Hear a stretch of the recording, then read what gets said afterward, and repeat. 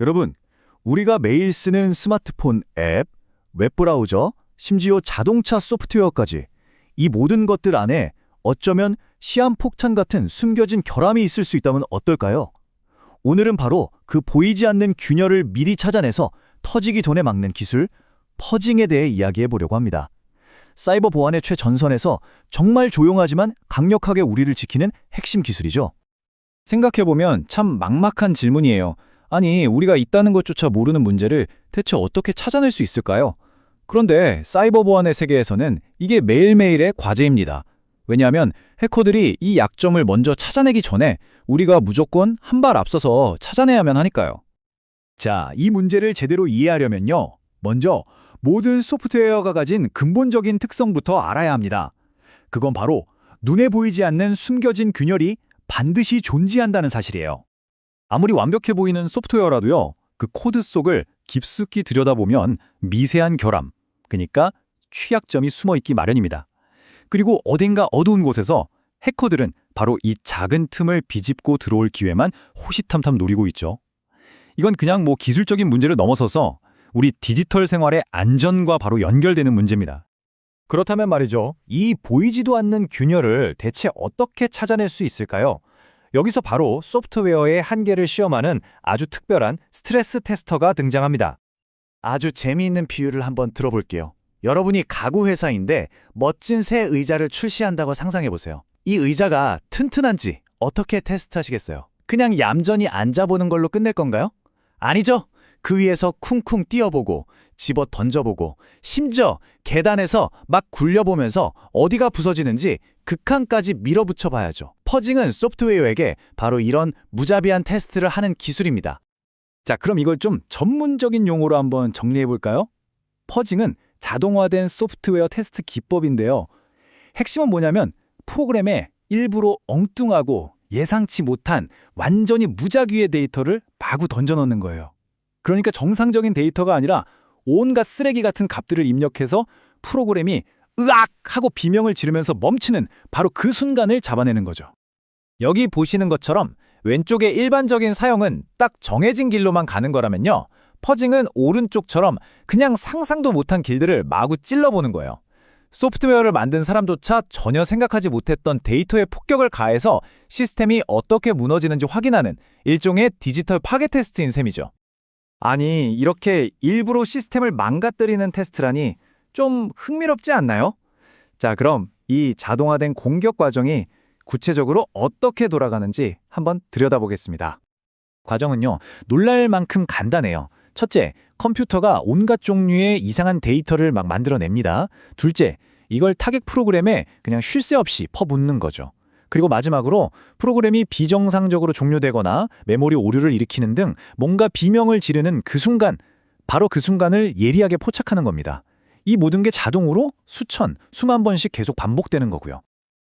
자, 이렇게까지 프로그램을 괴롭혀서 얻는 게 대체 뭘까요? 바로 사이버 보안 세계의 가장 값진 보물, 제로데이를 사냥하는 겁니다. 해커보다 한 발 앞서기 위한 정말 치열한 경쟁이죠. 퍼징이 찾아내는 이런 취약점들은 사실 전부 해커들이 제일 좋아하는 먹잇감들이에요. 예를 들어서 버퍼 오버플로우는 프로그램의 메모리 그릇에 내용물을 너무 많이 부어서 넘치게 만드는 거고요. SQL 인젝션은 데이터베이스에 악성 명령을 몰래 주입하는 그런 기술이죠. 바로 이런 치명적인 결함들을 사전에 발견해내는 겁니다. 방금 말씀드린 버퍼 오버플로우가 가장 대표적인 예인데요. 프로그램이 데이터를 담으려고 마련해둔 공간, 그러니까 버퍼라는 그릇에 예상보다 훨씬 큰 데이터를 콸콸 쏟아부어서 메모리가 넘치게 만드는 거예요. 이렇게 넘쳐버린 데이터 영역에 해커가 악성 코드를 슬쩍 심어서 시스템 전체를 장악할 수 있기 때문에 아주 위험한 취약점입니다. 그리고 퍼징은 이걸 기가 막히게 잘 찾아내죠. 네, 바로 이겁니다. 퍼징의 궁극적인 목표는 딱 하나예요. 공격자가 이걸 써먹기 전에 우리가 먼저 잠재적인 취약점을 찾아내는 것. 정말 보이지 않는 곳에서 벌어지는 해커와의 숨막히는 시간 싸움인 거죠. 그리고 이 시간 싸움에서 우리가 찾아낼 수 있는 가장 값지면서도 동시에 가장 위험한 발견이 있는데요. 바로 이 숫자 0과 관련이 있습니다. 바로 제로데이 취약점입니다.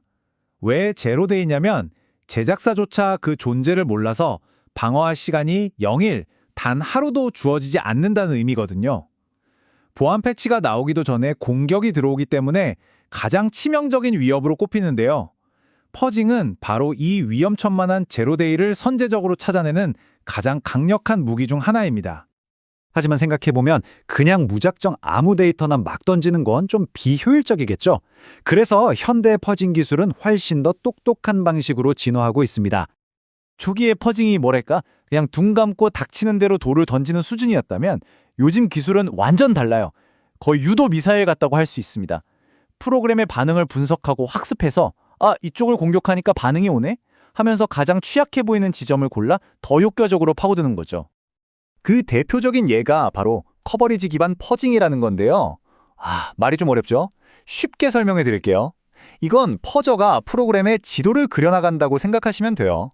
어떤 데이터를 넣었을 때 코드의 어떤 부분이 실행되는지 기록하고 아직 가보지 않은 새로운 골목길을 찾아내도록 입력값을 아주 지능적으로 바꾸는 겁니다. 헛수고 없이 구석구석을 샅샅이 뒤지는 정말 영리한 방법이죠. 그리고 퍼저는 혼자 일하지 않아요. 아주 훌륭한 조수들이 있거든요.